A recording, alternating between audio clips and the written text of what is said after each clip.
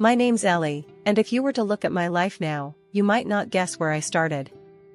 Born to a family that had more love than money, I learned early to stand on my own 2 feet. College was a dream too expensive to entertain, so straight out of high school, I was ringing up groceries at a local store. I turned 25, still punching that same clock, dreaming of something, anything, that might break the monotony. That's when Jack waltzed into my life. It was at a casual bash thrown by mutual friends. He had that easy smile and a way about him that just, I don't know, made you want to be around him. "Hey, I'm Jack. And who might you be?" he said, leaning against the kitchen counter with a beer in hand, eyes never leaving mine. "Ellie," I replied, trying not to show how his gaze made my heart race a bit. "Just Ellie." "Just Ellie, huh? Sounds like there's a story there waiting to be told." His charm was something else.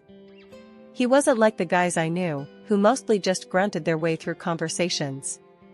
Jack actually talked, laughed, and listened. We hit it off that night, talking about everything and nothing until the party dwindled and we were left under the dim porch light, reluctant to say goodbye. "You know, Ellie, I haven't had this much fun talking to someone in a long time. Can I see you again?" he asked, his tone hopeful. I nodded, feeling that flutter of excitement you get when something good begins. "Yeah, I'd like that." And see each other we did.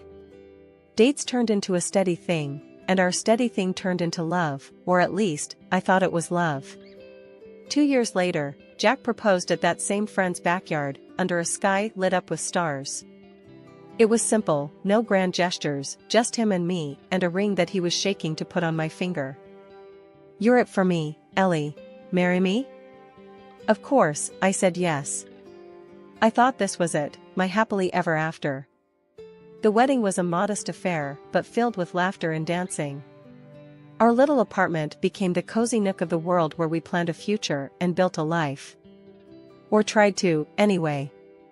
Life doesn't always give you what you want, but sometimes it throws you exactly what you need. That's what I kept telling myself when I found out I was pregnant. It wasn't planned, but then, what good things in life are. I remember the morning I found out.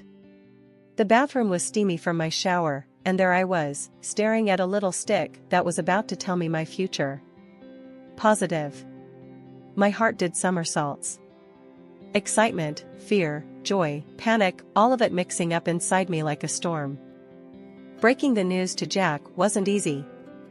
I knew money was tight, and babies? They don't just need love, they need diapers, clothes, and 1,000 other things we hadn't saved up for. But this felt right, if only to me. I waited for Jack to come home that evening. He was late, again. The clock ticked too loud as I rehearsed what to say. When he finally walked through the door, his face was tired, his shoulders slumped like he'd carried the world on them. "Jack, we need to talk," I started, my voice shaky. "What's up?" he asked, barely looking up as he dropped his keys on the table. I took a deep breath. "I'm pregnant." Jack froze, his eyes finally meeting mine. There was a silence, heavy and thick, before he finally spoke. "Pregnant? Ellie, how did this happen?" I almost laughed. Almost. "Well, you know how it happens, Jack. I was careful, we were careful, but sometimes life has other plans." He ran a hand through his hair, looking around the room as if he'd find some answer, or escape, scribbled on the walls. "We can't afford a baby right now, Ellie. We just can't. Things are tight as is." I felt a sting at his words, but I pushed on. "I know money's tight, but we can make this work. People do with much less. And I want this baby, Jack, I want this more than anything." Jack shook his head, frustration lining his face. "It's not just about money, Ellie. It's about us. Are we even ready to be parents?" I looked at him, really looked at him, trying to find the man I married in those troubled blue eyes. "I am. I'm ready. I can do more, work more. We can figure this out. Please, Jack, say you're with me on this." He didn't answer right away. Instead, he walked over to the fridge, opened it, and stared inside like he'd find some wisdom next to the leftover takeout. Finally, he shut it, leaned back against the counter, and sighed. Ellie, I'm not saying no because I don't love you or the idea of a family with you. But think about our lives, how we struggle with just the two of us. Bringing a kid into this mess doesn't seem fair. I felt tears prick at my eyes, but I blinked them back. Life's never fair, Jack. But it's ours to make better. I'm having this baby, with or without your blessing. I'd rather it be with, though. Jack looked at me then, really looked at me, as if seeing me for the first time. You're really set on this? Yeah, I am. The birth of our son Danny should have been the happiest moment of our lives, but for Jack and me, it was the start of the hardest times.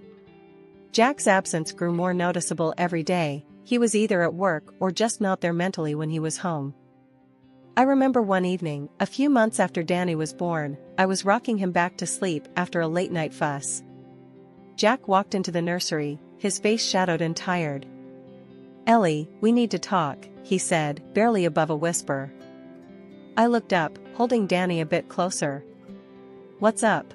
My voice was tired, worn out from nights of little sleep and days filled with too much alone. It's about this, he gestured vaguely around the room, his face strained. It's about us, about me. I can't do this. It's too much. I felt a chill run down my spine. What do you mean, you can't do this? Talk to me, Jack. What's going on? Jack paced a few steps, then stopped, facing away from me. I'm just overwhelmed. I'm always at work, and when I come home, there's just so much noise, so much need. I thought I could handle it, Ellie, but I can't. I'm not cut out for this father stuff. His words stung, but they weren't a surprise. I'd seen it, the distance, the disconnect. So what are you saying? You want out? You want to leave your son? No, not leave, he struggled to find the right words. I just need space, Ellie. I need to breathe. That's when I decided I needed more than just to wait around for Jack to come home. I started studying to become a nail technician. The local community college offered night classes, and my mom agreed to watch Danny. I'd study after putting Danny to bed, practicing on plastic hands until my own fingers ached. Finally, I got my license and set up a little studio right in our home. Converting our rarely used dining room into a salon, I started taking clients during the day. It wasn't easy juggling a new business and a baby, but it gave me a sense of purpose, something that was just mine. The money I made was modest at first, but it grew as my reputation spread. I poured my heart into every set of nails I did, every client I talked to. It wasn't just about the money, it was about being Ellie again, not just Danny's mom or Jack's wife who needed to be handled with kid gloves. When Jack got promoted to head the meat purchase department at the cannery, it meant we had to move. It was a big step up for him, but for me, it felt like starting from scratch all over again. We found a small house to rent in the new city, and I set up my nail salon right at home, hoping to attract some local clients. The adjustment wasn't easy. I spent days walking around the neighborhood, handing out flyers and introducing myself. Slowly, clients started trickling in, drawn in by word of mouth and my promise of a neighborly touch in their beauty routines. But Jack wasn't happy. One evening, after I'd finished with a client, he burst out, "Can't you take that stuff somewhere else? The house is always dusty, smells of your chemicals. I can't even relax in my own home." I was wiping down my table, and I stopped, looking at him. "This is how I make our living too, Jack. My clients are important to me." "Yeah, well, it's annoying," he snapped before storming out, leaving me standing in a silent house that suddenly felt too small for the both of us. Despite the rough start, my salon began to pick up. I was making good money, enough to think about renting a space outside our home. But the thought of starting in a new location, with the risk of not attracting enough clients, weighed heavy on me. One day, I mentioned it to Jack, trying to gauge his thoughts. "I'm thinking about renting a space for the salon. It might be better for us, for the house." He just shrugged, his mind on other things. Do what you want, Ellie. Just make sure it doesn't come back to bite us. His indifference stung, but it was nothing new. Jack's life was changing too. With his bigger salary, he started taking more care of himself, hitting the gym, buying fancy clothes, and attending social events. Events I was never invited to. One night, he was dressing up for another one of those parties, and I couldn't help myself. I had to ask, "Why don't you ever take me with you?" He looked at me through the mirror, a frown lining his forehead. "Ellie, look at us. You're not cut out for that crowd. They're educated, polished. I can't be explaining my wife who does nails." As he left, the silence of the house wrapped around me. His words echoed in my head, fueling a fire I didn't know I had. I was tired of being the invisible support behind his shiny new life. That fire pushed me to take the leap. I used almost all of my savings, $70,000, to open my own salon in a small but bright space downtown. It was a gamble, a huge one, but I was done being just a background in Jack's life. At first, I worked alone. Long days filled with appointments, my hands constantly in motion. The salon slowly gained a reputation for quality and care, and soon, I had enough clients to hire 2 more technicians. One morning, as I was opening up the salon, Jack came in. It was early, and he looked out of place in his business suit among the pastel colors and nail polish racks. "What are you doing here, Jack?" I asked, surprised to see him. "I heard you hired more people." "Sounds like you're getting serious about this," he said, looking around with a mix of curiosity and disdain. "Yes, I am serious. This salon is going to succeed, with or without your approval," I said firmly, meeting his gaze. Jack smirked, a cold, humorless curl of his lip. "Just be careful, Ellie. Don't come crying to me if it all falls apart." As he left, I turned back to my salon, pride swelling in my chest. This was my place, my dream being built. I didn't know what the future held, but for the first time, I felt ready for whatever challenges it might throw my way. That day started like any other in my salon. I was setting up for an afternoon of appointments, feeling good about where things were headed. Just as I was enjoying a rare quiet moment, the door chimed, and in walked Jack, my husband, with a woman I'd never seen before. She was polished, blonde, and carried herself with an air that filled the room. I thought maybe Jack had brought a new client, so I put on my best professional smile and went to greet them. "Hey Jack, who's this with you?" I said, keeping my tone light and friendly. Jack didn't return my smile. His face was all serious as he introduced her. "Ellie, this is Linda. She's going to be my wife." My heart skipped, stumbled, then plummeted. "You're what?" Linda looked at me, her gaze cold and dismissive. "Yes, I'm the CEO at the cannery where Jack works. We're getting married." The room spun a little. "Married? But Jack, what are you talking about? We're married." Jack's eyes were hard, not like the man I remembered marrying.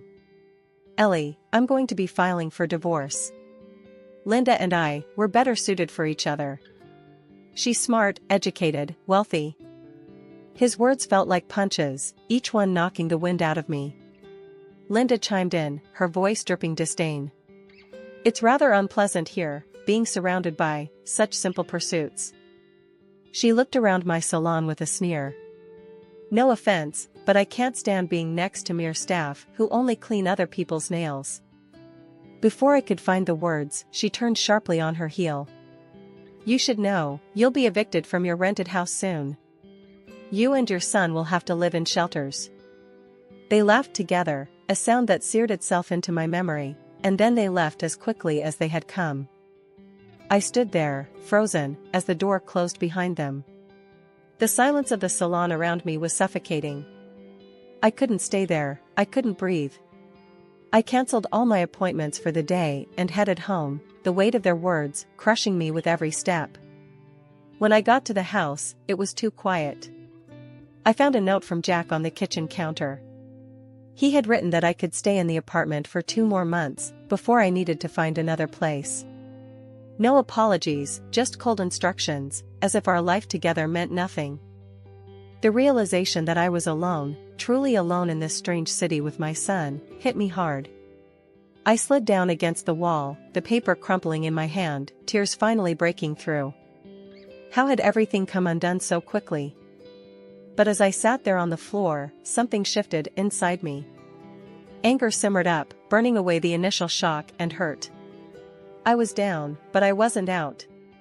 Not by a long shot. I had my son to think about, a business that needed me. I focused all my energy on the salon. I started by blasting social media with posts, offers, and before and after photos of my clients. I printed flyers and distributed them all around the neighborhood, offering deals for first-time visits. It didn't take long for the word to spread and for my booking calendar to fill up. We were booked solid for 3 weeks straight, and I had never been busier or more motivated. I moved us into a small apartment right above the salon. It wasn't much, but it was ours, and it was enough. From our windows, we could see the life of the street below, and I liked the closeness of it all, work just downstairs, home up here. It felt compact, manageable. The divorce dragged on, ugly and draining. Jack claimed Danny wasn't his to get out of paying child support.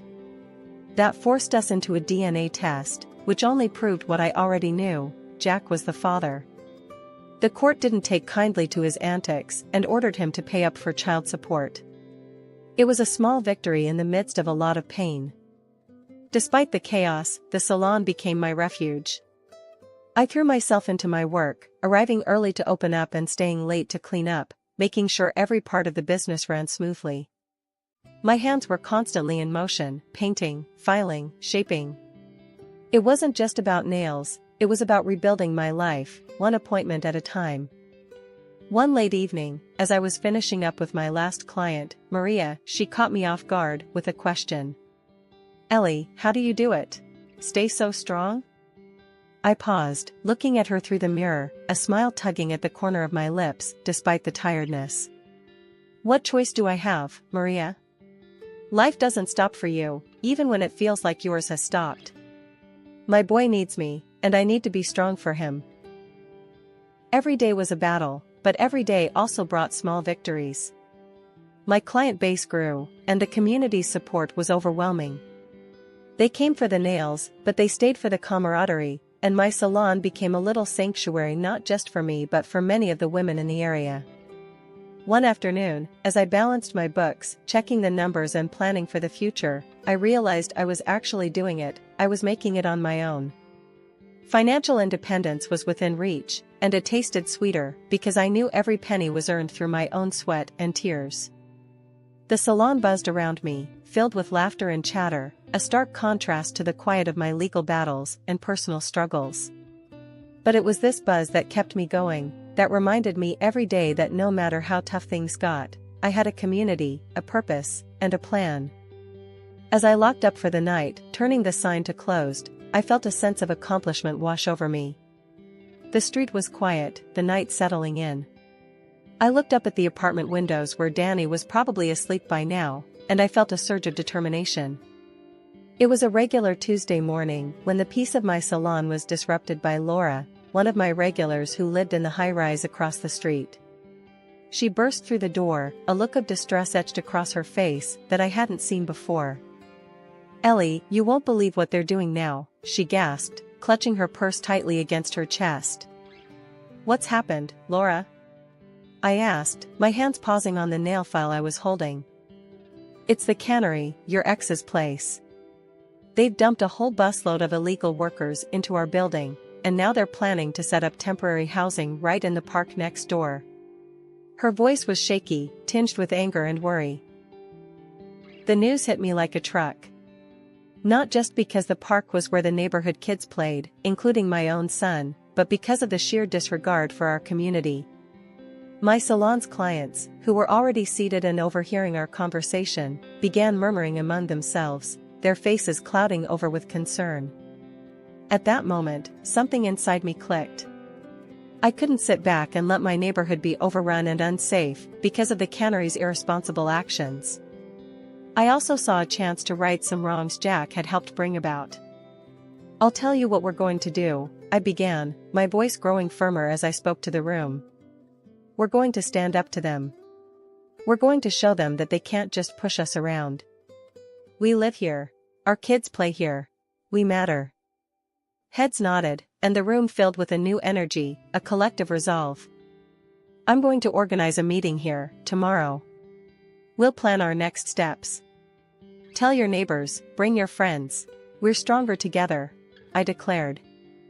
Over the next few days, I turned my salon into a makeshift community center. We created signs, drafted petitions, and planned peaceful protests. I led the charge, fueled not just by my civic duty, but by a deep-seated desire to challenge Jack and the destructive path he was part of. Then, one afternoon as we were preparing signs for another rally, Jack showed up at the salon, Linda in tow. They both looked unusually meek, a stark contrast to their usual haughty demeanor. "Ellie, can we talk?" Jack asked, glancing around at the bustling salon-turned-activist hub. I stepped closer, crossing my arms. "Sure, Jack. What's so important?" He glanced at Linda, who hesitated before pulling out an envelope. "We want to make you an offer, Ellie. This should cover all your troubles. Just stop this protest, let the cannery do its business." I peeked into the envelope she handed me. It was filled with $100,000. My heart raced, but my resolve didn't waver. "You think you can buy me off? Buy off our safety and well-being?" I scoffed, pushing the envelope back into her hands. "You can keep your dirty money. I'm not stopping until you pull back your plans for the park and treat your workers right." Jack's face hardened. "You're making a big mistake, Ellie." "No, Jack," I shot back, a steely edge to my voice. "The only mistake was thinking you could come here and push us around. I suggest you take your offer, turn around, and get out of this city while you still can." Linda, her face a mask of disbelief, turned on her heel, with Jack trailing behind her.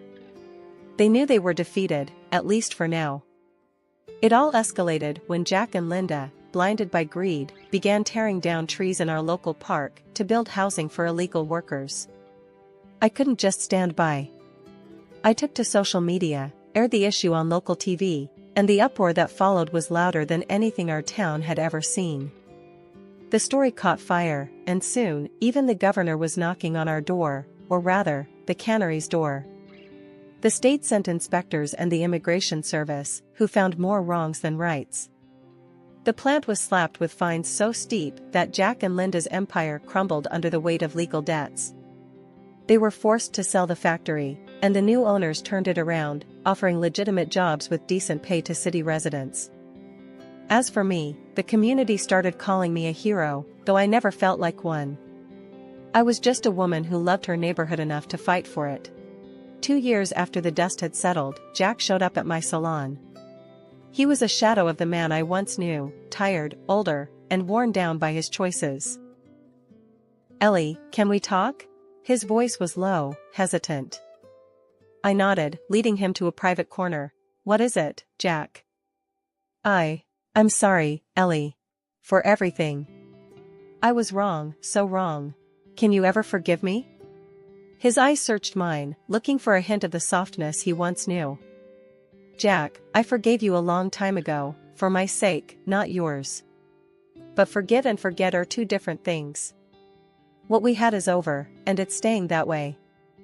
He nodded, a resigned slump to his shoulders. "Can I see Danny? I want to try to be a part of his life again."